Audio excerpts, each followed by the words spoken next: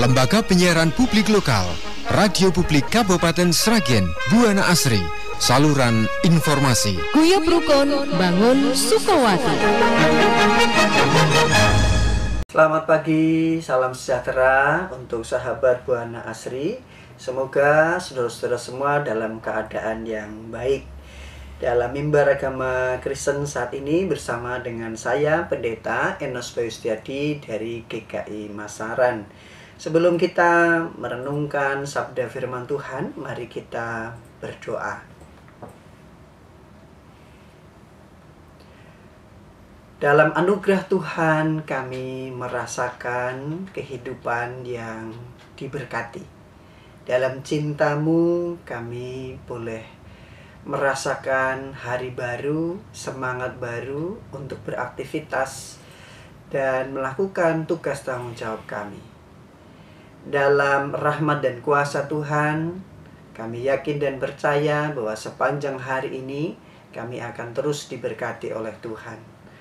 Maka di tengah-tengah perjalanan dan aktivitas kami, bila saat ini kami boleh merenungkan sabda firman Tuhan, yang kami imani boleh menuntun kehidupan kami pada terang kasih Tuhan dan membentuk kami untuk hidup dalam kehendak-Mu yang kudus. Berkatilah setiap kami melalui sabda firman Tuhan. Di dalam nama Tuhan Yesus Kristus kami menyambut firman-Mu yang kudus. Amin. Saudara-saudara yang dikasihi dan mengasihi Tuhan, firman Tuhan akan saya bacakan dari kitab Kejadian pasal 50 ayat 22 sampai yang ke-26. Adapun Yusuf, ia tetap tinggal di Mesir beserta kaum keluarganya, dan Yusuf hidup 110 tahun. Jadi Yusuf sempat melihat anak cucu Efraim sampai keturunan yang ketiga. Juga anak-anak Makir, anak Manase, lahir di pangkuan Yusuf. Berkatalah Yusuf kepada saudara-saudaranya, "Tidak lama lagi aku akan mati. Tentu Allah akan memperhatikan kamu dan membawa kamu keluar dari negeri ini, ke negeri yang telah dijanjikannya dengan sumpah kepada Abraham, Ishak, dan Yakub." Lalu Yusuf menyuruh anak-anak Israel bersumpah, katanya, "Tentu Allah akan memperhatikan kamu. Pada waktu itu kamu harus membawa tulang-tulangku dari sini." Kemudian matilah Yusuf berumur 110 tahun.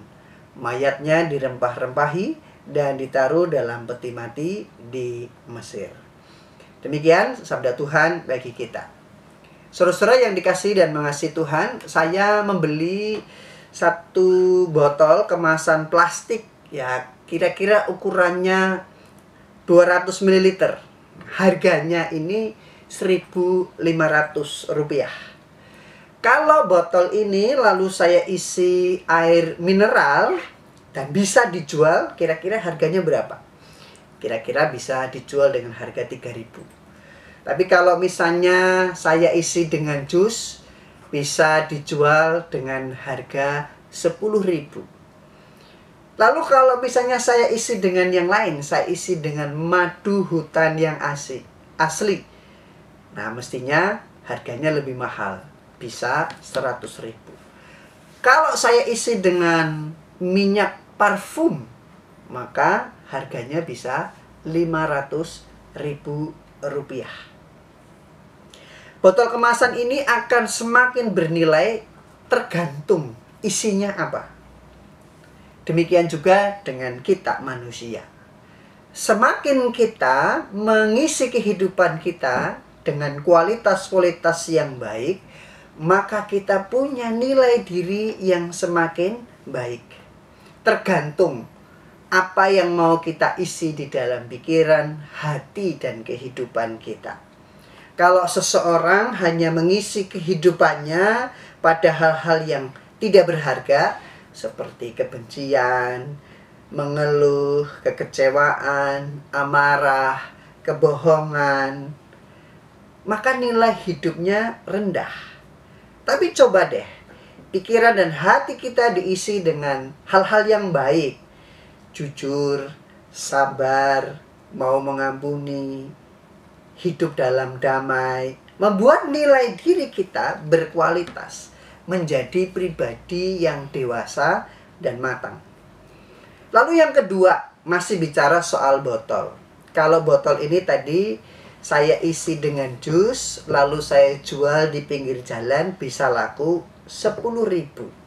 Tapi kalau saya jual di tempat wisata yang ramai, maka satu botol isi jus buah ini bisa harganya 20.000, meningkat nilainya.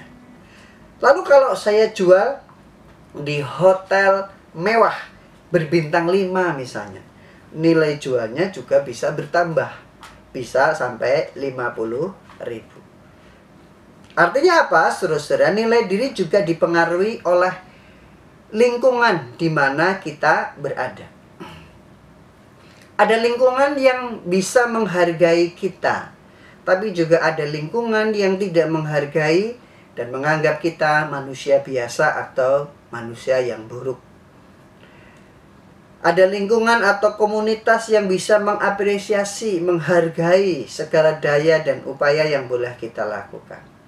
Jadi lingkungan itulah yang sebenarnya bisa membuat kita bertumbuh dan memiliki nilai diri yang lebih. Saudara, saya berbicara seperti ini bukan soal kita menjadi orang yang jual mahal, bukan. Tapi soal nilai diri, bahwa kita sebenarnya berharga dan bisa menjadi manusia yang berkualitas. Ketika kita tahu bagaimana mengisi hidup ini, dengan apa, serta bagaimana kita ada di tengah-tengah lingkungan yang bisa membuat kita bertumbuh dan bernilai. Tentu bukan hal yang mudah untuk hidup dengan cara yang demikian. Kenapa, saudara? Karena kenyataannya seringkali kita menghadapi keadaan yang tidak semuanya baik-baik saja. Seringkali justru kita diperhadapkan pada situasi yang buruk. Kita menghadapi masalah, musibah, bahkan hal yang jahat. Apakah lalu membuat kita menjadi sama buruknya? Apakah hal yang jahat lalu membuat kita juga sama-sama jahat? Apakah ketika ada banyak masalah membuat kita menyerah dan kehilangan pengharapan? Atau membuat kita belajar dari keadaan dan situasi ini? Soal bagaimana cara sikap beriman kita sehingga menolong kita untuk menjadi pribadi yang sehat. Sehat mentalnya, sehat spiritualitasnya, sehat cara berpikir dan mengambil keputusan. Ketika dibenci, tidak membenci. Ketika dimusuhi, tidak memusuhi, tapi mengasihi. Ketika mengalami badai hidup, tidak tumbang, tapi tangguh. Ketika mengalami banyak gejolak, tetap menjadi pribadi yang tenang dan damai sejahtera. Tentu kita semua, saya dan saudara, menginginkan hidup yang demikian. Pertanyaannya, bagaimana cara mengisi hidup yang berkualitas seperti ini? Firman Tuhan hari ini mengingatkan dan menyadarkan kita kembali tentang kisah hidup Yusuf yang berkualitas dan bernilai. Bacaan kita adalah soal akhir dari perjalanan hidup Yusuf. Yusuf mati di usia yang 110 tahun dengan keadaan yang baik di Mesir bersama dengan keluarga dan keturunannya. Dan Yusuf dikenal sebagai pribadi yang tetap memelihara iman kepada Tuhan. Kalau kita melihat ending kisah dari Yusuf, ini adalah kehidupan yang baik-baik saja, kehidupan yang bernilai dan berkualitas. Tapi bagaimana hidup keseluruhan dari kisah Yusuf? Kita tentu harus melihat sejarah kehidupan Yusuf. Yusuf memang pernah mengalami masa menyenangkan di masa kecilnya karena disayang oleh ayahnya Yakub sebagai anak emas dan diistimewakan. Namun keadaan ini membuat saudara-saudaranya iri, lalu membuang Yusuf ke dalam sumur. Tidak puas, lalu Yusuf dijual sebagai budak ke pedagang di Mesir.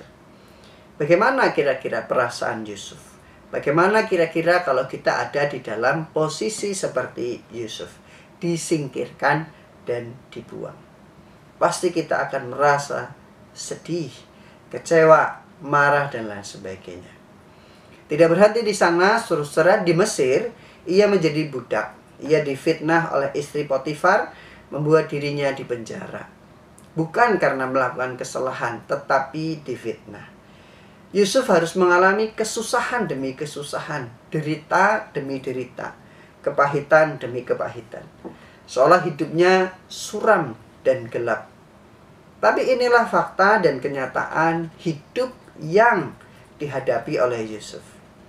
Namun Yusuf tahu bahwa kesusahan dan kepahitan yang ia alami ini bisa berubah. Tidak akan selamanya demikian. Yusuf mau menunjukkan kualitas imannya. Meski mengalami berbagai keadaan yang pahit dan gelap, Yusuf belajar untuk tetap percaya dan bergantung kepada Tuhan. Iman dan kebergantungan Yusuf kepada Tuhan inilah yang mengubah hal yang buruk, keadaan yang tidak baik, lalu menjadi berkat. Dimanapun Yusuf berada, ternyata selalu ada penyertaan dan berkat dari Tuhan. Dan itulah yang membuat Yusuf lalu menjadi orang yang berkualitas. Yusuf terus mengisi hidupnya dengan kebaikan-kebaikan dari Tuhan. Ketika ia menderita, ketika ia mengalami kepahitan, ia tidak mengeluh, ia tidak marah, ia tidak kecewa. Tapi percaya kepada Tuhan dan tetap menjadi pribadi yang baik. Ia bekerja sebaik-baiknya. Ia bekerja dengan bertanggung jawab dan penuh dengan ketulusan.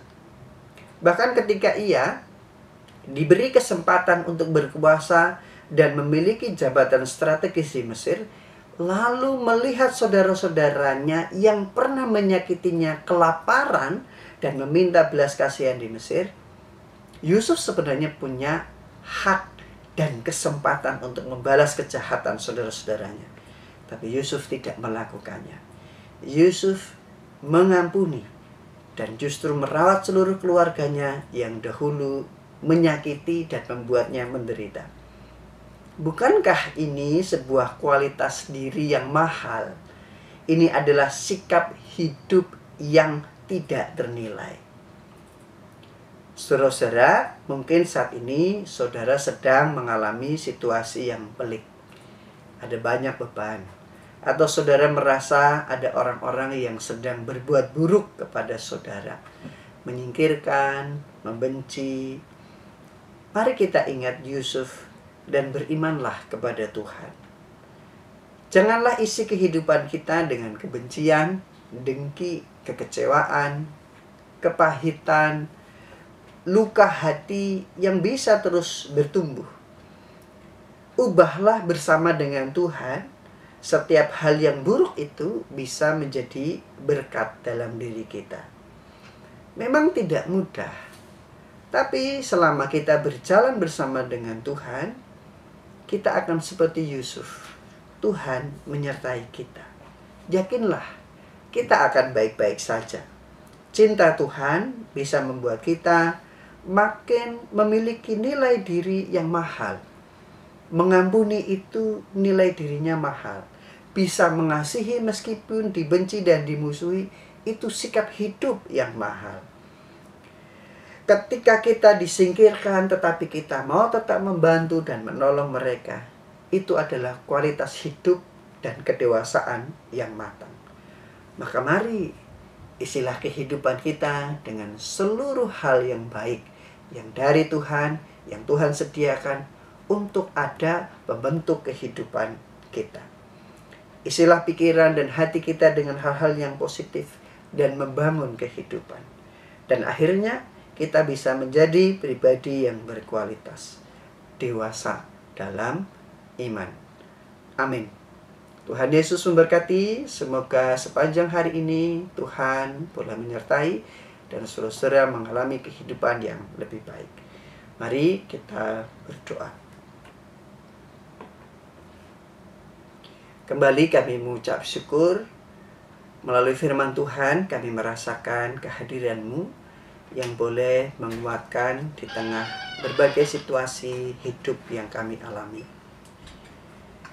Kami boleh merasakan cinta Tuhan meskipun kami mengalami kesusahan, derita, dan berbagai keadaan yang tidak baik. Cinta Tuhan membuat kami untuk tetap bisa mengucap syukur.